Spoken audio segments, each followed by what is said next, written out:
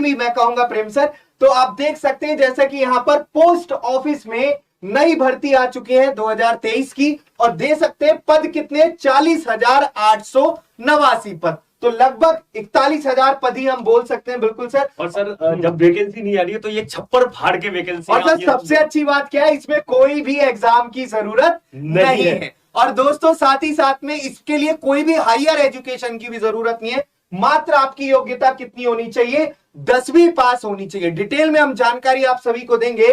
तो यहां पर ब्रांच मैनेजर, डाक सेवक, और यहां पर कोई एग्जाम नहीं है। तो यहां पर हम सारी डिटेल में आपको जानकारी देंगे। सबसे पहले आप बोलेंगे कि इसका कोई ऑफिशियल नोटिस आया, बिल्कुल जी हां, आप देख सकते हैं इंडिया पोस्ट GDS online.gov.in, ये आपकी ऑफिशियल वेबसाइट है। इस पर आप जाएंगे, आपको हम सारी चीजें डिटेल में बताएंगे दोस्तों। तो ये आप देख सकते हैं आज ही ये वैकेंसी आई है 27 जनवरी 2023, और एंड कब तक 16 आपकी फरवरी 2023 तक सारी चीजें आपको बताएंगे। अलग अलग भारत के अलग अलग प्रदेशों में अलग अलग जगहों पर ये वैकेंसी कैसे अप्लाई होगा और कितनी वैकेंसी है अलग अलग आप देख सकते हैं। यहां पर आंध्र प्रदेश, असम, दिल्ली, गुजरात, हरियाणा, हिमाचल प्रदेश, भारत के किसी भी कोने में अगर आप हैं तब आप इस फॉर्म को भर सकते हैं। टोटल वैकेंसी दोस्तों आप यहां पर देख सकते हैं, टोटल वैकेंसी कितनी है, आप सारी चीजें 40,889 वैकेंसी। तो बिल्कुल टाइम वेस्ट ना करते हुए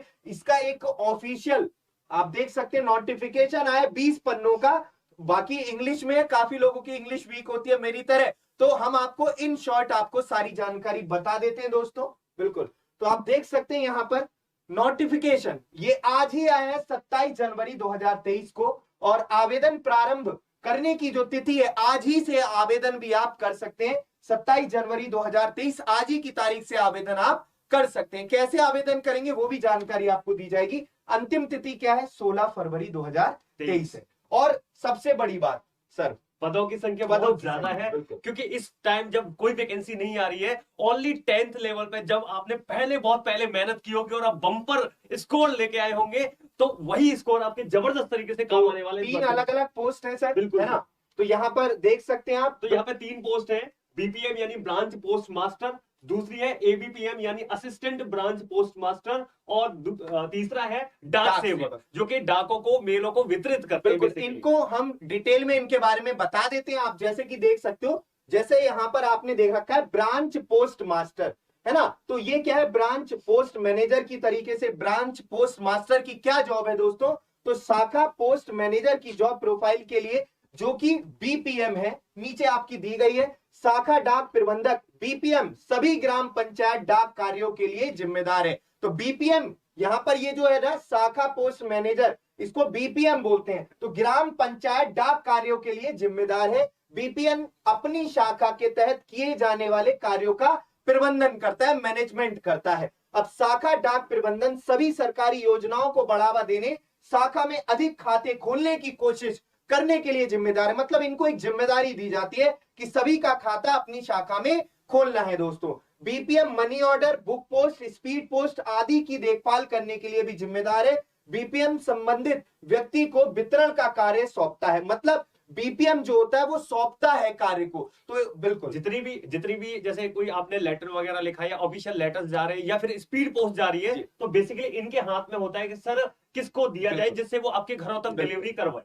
तो मेल डिलीवरी मेन की जॉब जो आप यहां पर ये जो देख रहे थे आप, असिस्टेंट ब्रांच पोस्ट मास्टर, इसकी जॉब की प्रोफाइल की अगर हम बात करते हैं तो यहां पर ये सारी चीजें दे रखी है।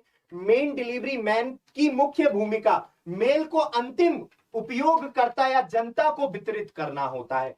यहां पर मेन डिलीवरी मैन BPM से डिलीवर की जाने वाली मेल प्राप्त करता है। BPM इसको जो मेल होता है उसको देता है, उसी के अनुसार उन्हें वितरित करता है। तो BPM ने दिया और किसने प्राप्त किया, मेन डिलीवरी मैन ने प्राप्त किया, इसको ये आगे फॉरवर्ड करता है। मेल डिलीवरी जो मैन होगा वो घरों तक डिस्ट्रीब्यूट करवाने का काम करेगा। तो यहां पर मेल डिलीवरी मैन सरकारी योजनाओं के बारे में जागरूकता पैदा करने, BPM MD के लिए जनता तक पहुंचने और सरकारी योजनाओं के तहत खुद को नामांकित करने का लक्ष्य निर्धारित करेगा और जनता को सरकारी योजनाओं में भाग लेने के लिए प्रोत्साहित भी करेगा। बिल्कुल, तो यहाँ पर आप जितनी देख भी सकते हैं गवर्नमेंट की कोई भी स्कीम्स हो ये इसमें क्या होगा, मेल डिलीवरी बॉय जाएगा वहां घर घर जाके इन्फॉर्मेशन भी देगा। उसके अलावा पोस्ट पेमेंट बैंक है जो आजकल यहाँ पे बैंक अकाउंट भी आप खोल सकते हैं, उन सारी योजनाओं के बारे में यहाँ पे इन्फॉर्मेशन दिया जाएगा मेल डिलीवरी बॉय के थ्रू। और डाक सेवक का काम क्या है दोस्तों? डाक सेवक का काम है, डाक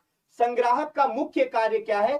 डाक थैलों को खाता, डाक से वही भाई जाहिर सी बात है, जो मेन काम आपका इन्हीं का होता है ना बेसिकली हाँ जो मेन काम जो होता भी है, जो मेल डाक डाक होती आए है। हैं उनको कलेक्ट करके घर घर तक वितरित करने का बेसिकली इसका तो काम है। कुछ मामलों में मेल संग्राहक मेल डिलीवर के रूप में भी कार्य करता है। तो एक तरीके से जो डिलीवरी का काम होता है, जो आपके जो कहता नहीं है डाकिया डाक लाया, है ना, तो वो वाला ये काम है। तो दोस्तों ये आपको हमने इन शॉर्ट डिटेल में, अब बहुत बड़ा 20 पन्नों का नोटिफिकेशन था, तो आपको शॉर्ट में हमें जानकारी देनी थी। तो एज मेन मुद्दा है, आयु का, कितने साल वाले फॉर्म भर सकते हैं। तो कम से कम आपकी जो एज होनी चाहिए वो 18 साल के आप होने चाहिए, और अधिकतम आयु कितनी है? 40 साल। एज रिलैक्सेशन भी है, वो भी चीजें हम लोग जानते हैं। अगर आपकी आयु 18 से 40 साल के अंतर्गत है और आपने 10वीं पास किया है तो आप इस फॉर्म को भर सकते हैं।